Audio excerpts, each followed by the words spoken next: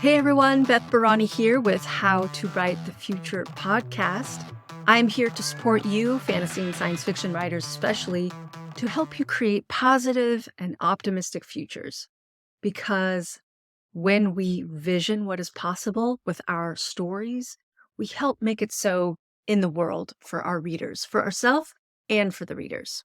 In this episode, I'm going to show you how I edit my own work and make sure that my world building is grounded and yet doesn't take away from the pacing. So take a look at it and take a listen, because this is both on YouTube and in audio format simultaneously. I hope it's helpful to you. If it is, please let me know. And if you have any further questions, let me know about that too. Also, at the end, I will invite you, how can you get your work critiqued for free and be a part of my podcast too? So we help each other. All right, and on with the show. I am going to share with you a live edit of my own work and show you with my intuitive sense, which is really my body sense, working with my mind and based on all the knowledge I know, how to make sure there's the quote unquote right amount of details in the story about the world to move the story forward. So I'm also paying attention to character, point of view, setting, tone, and because this is what I consider a first pass, I'm actually not concerned with getting it right. I'm only concerned with, is there enough information here to move the story forward? And here we are, chapter 30. When I write my first draft, I don't give my chapters numbers. I just give them descriptive names. So the old descriptive name of this chapter, which is going to go away in the final draft, but I keep it here for a few more edit passes. So it's just called Regroup and Getty 1 Police Station. So Getty 1 is my space station location, and that's where we are. And then eventually I'm going to put a quote. I'm using epigraphs. I'm putting quotes at the beginning of every chapter, and I'm putting timestamps, but I'm not working on that. I've stopped doing that for this edit draft. All right, so let's read the first paragraph as it exists right now. The local Leos showed up in minutes. They probably had squad rooms on every level. The station's circumference was huge.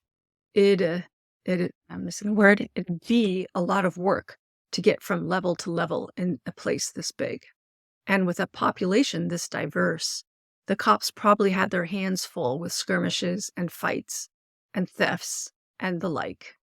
Thank the stars. So thank the stars is her way of saying thank God. So let me work backwards. Thank the stars. Like I said, it's her way of saying thank God. So does your character have a unique way of praising or cursing or things that she or he might say or they might say when they're really grateful, and things they might say that they do say when they're upset? So I've already established that. This is book 5 in my series, but I put a lot of time in the earlier drafts to think about how she expresses gratitude and how she expresses frustration and anger or shock even. And so I have a whole list, and I edited it and I worked it and I got feedback on it. And so thank the stars is her grateful thing to say. And now I'm going to go back to the first sentence. And this is me being intuitive and how I operate. So the sentence, the local Leos showed up in minutes. So this is the beginning of a chapter. In the previous chapter, she called the local cops, and Leos is, if anyone reads crime fiction, then they know that Leo stands for Law Enforcement Officer. And I don't think I ever explain it in this draft. And this is something that I will leave to see if my critique partners and editor think it should be explained. Otherwise, I'm just going to leave it because like I said, this is book 5 in the series. And people, if they've read the other books, then they know I'm writing science fiction mysteries. And they probably already know what a Leo is. And then I go into explaining a little bit about the setting. This is called exposition. They probably had squad rooms on every level. The station's circumference was huge. It'd be a lot of work to get from level to level in a place this big. And with a population this diverse, the cops probably had their hands full with skirmishes and fights and thefts and the like. As they show up, you can think in real time, the characters called them and now they've showed up in minutes. And the fact that they've arrived so quickly, she's thought about how that could be. Now, I'm not explaining like how could they arrive so quickly? She's just putting two and two together. So I think this description is okay. So my main concern here is, does this slow the action down? And I don't think so, because if someone shows up in minutes, then you're already thinking, oh, how could they do that? And now she's thinking about how they could do that. And she knows this station. She's been there before. I don't explain this, but I can just imagine that in previous visits, she would have paid not that much attention to how things are organized for local law enforcement. But here she's thinking about it. So I've already established in a previous chapter that there are 4 levels to the space station. So when we have the second sentence, they probably had squad rooms on every level, then the reader already has a picture. I've already described what the levels look like. And then we learn a little bit more about the scope and scale. Why would they have squad rooms on every level? And then she explains in her thinking, and this is sentence 3 and 4, the station circumference was huge.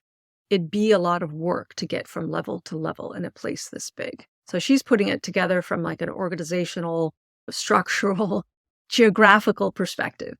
Then it goes on, she's a little bit more thought about the fact that they showed up so quickly also lends her to this next thought in the next sentence. And with a population this diverse, the cops probably had their hands full with skirmishes and fights and thefts and the like. So I've also in a previous chapter explained the kind of people who come to Getty 1. There's military people, there's miners, there's families. It's a transit station. It's like a big, enormous airport, essentially, space station. So there we go. And then now we've moved to her response to that. Like, thank goodness they're so busy. They know how to respond in a timely way. And then we get back into the action of the story where she's dealing with this suspect. And I just saw a typo. So the next paragraph I'll just read and then I'm going to stop. She didn't know how long she could go without hitting Monish, who's the suspect, or worse. She was just so mad. So I'm going to stop here and just say not everything in your story has to hint or paint the picture of your setting, but you can dribble it in as needed. All right, so that's it for now.